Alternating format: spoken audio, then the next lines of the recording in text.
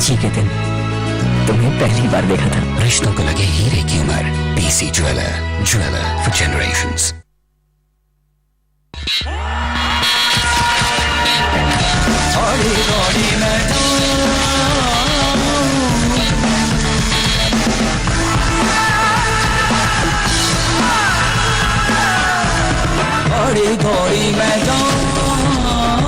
Blackberry's menswear. Go sharp. देखो भाई, EMIs have gone up, school fees have gone up, credit card bills are always up. तो beat diesel लेना तो बनता ही था। Thank God, fuel expenses are going down. Chevrolet Beat diesel की Intellidrive technology के साथ अब इंडिया ड्राइव खुल के।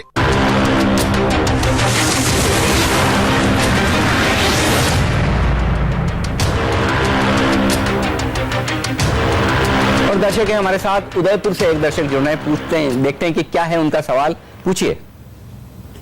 पिछले 3 साल से मैं 4 unit linked equity programs insurance में इन्वेस्टेड हूँ, लेकिन मार्केट की जो कंडीशंस है उससे मुझे काफ़ी नेगेटिव रिटर्न्स मिल रहा है, और इसलिए मैं ये जानना चाहती हूँ कि इससे मैं एग्जिट करके कोई टर्म प्लान लूँ या फिर इसी में कंटिन्यू रहूँ। कार्तिक, क्या कहेंगे आप? देखिए, दो चीजें हैं इसमें।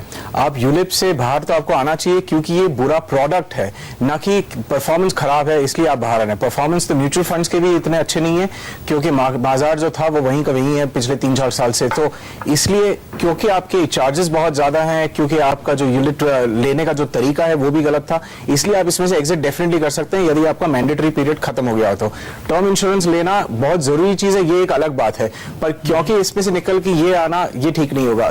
यूलिप निकल के म्यूचुअल फंड में आ जाए, और टर्म इंश्योरेंस एक अलग चीज है, उसके लिए आपका जो इंश्योरेंस अमाउंट है जितना आपको चाहिए उसकी जरूरत को बराबर से एस्टिमेट करके जितना टर्म चाहिए उतना टर्म आप ले लीजिए जरूर से। यानी यूलिप के दो जरूरत को अलग अलग करें, इन्वेस्टमेंट अलग, इंश्योरेंस अलग।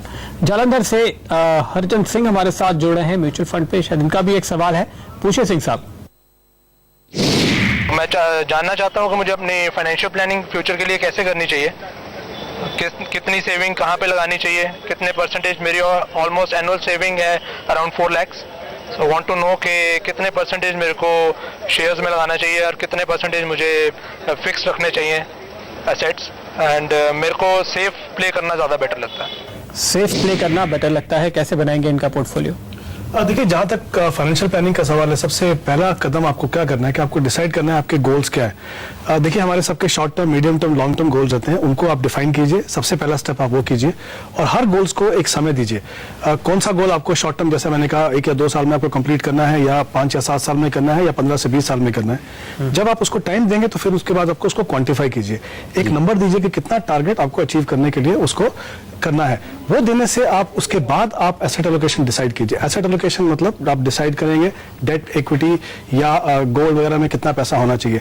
टाइम होराइजन के हिसाब से जब आप जाएंगे, लॉन्ग टर्म का पैसा इक्विटी में जाएगा, मीडियम टर्म का शायद इक्विटी और डेट का मिक्स रहेगा, और जो शॉर्ट टर्म है वहां पे फोकस आपका डेट में होना चाहिए। आई थिंक अगर आप गोल डिफाइन करें, टारगेट लें और अपना एक टाइम होराइजन रखें, तो उस हिसाब से आपको एसेट एलोकेशन करेंगे तो बिल्कुल सही रहेगा। चैतन्य, आखिरी सवाल आपसे।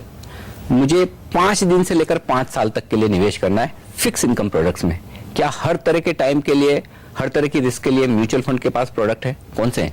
हाँ, काफी सारे प्रोडक्ट हैं। अगर आपको चंद दिनों से 2-3 हफ्ते करना है तो वो लिक्विड प्लस हैं। अगर आप 2-3-4 महीने के लिए करेंगे तो आपके पास शॉर्ट टर्म प्लान्स हैं, 2 महीने से 4-5 महीने से साल भर तक।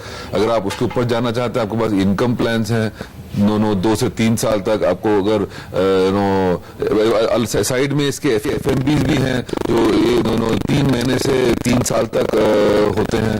तो और उससे अगर आप लंबा जाना है तो या तो इनकम फंड है या एमआईपी भी आते हैं जिसमें 5-10-15% इक्विटी आता है। तो ये सब कुछ चंद दिनों से 5 साल तक पूरा कवरेज कर रखा है। यानी कि अगर आप ये समझते हैं कि म्यूचुअल फंड्स में सिर्फ इक्विटी में पैसा लगाया जाता है, तो ऐसा नहीं है। डेट फंड्स में भी आपके पास कई मौके, और हर तरह के 7 दिन से लेकर 5 साल तक के लिए अगर आप पैसा लगाना चाहते हैं तो आपके पास अलग अलग तरह के फंड है जहां पर आप पैसा लगा सकते हैं। फिलहाल वक्त है हमारे तीनों एक्सपर्ट से विदा लेने का। चैतन्य, हेमंत, अनंत और कार्तिक, आप तीनों का बहुत बहुत शुक्रिया CNBC आवाज के लिए आज वक्त निकालने के लिए।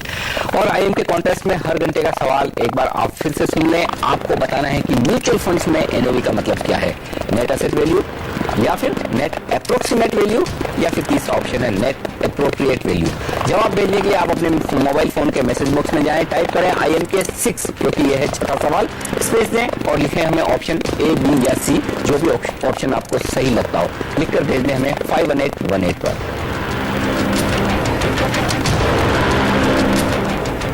और आप कहीं मत जाइए, आगे हम बात करेंगे शेयर बाजार के पहले कदम यानी IPO की। हमारे साथ होंगे SP तुलसियान और पृथ्वी हल्दिया।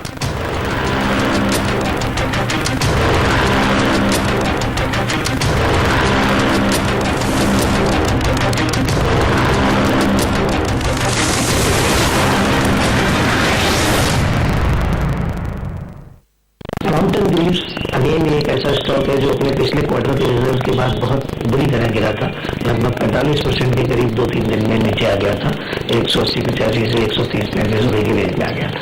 अभी ये 150-55 के रेंज पे चल रहा है। हमारे ख्याल से भी यहाँ पर वैल्यूएशन कंफर्ट है। मुझे लगता है कि ये सब बातों को ध्यान में रखते हुए स्टॉक अट्रैक्टिवली प्राइस्ड है और एक साल के व्यू से आप 180 185 के टारगेट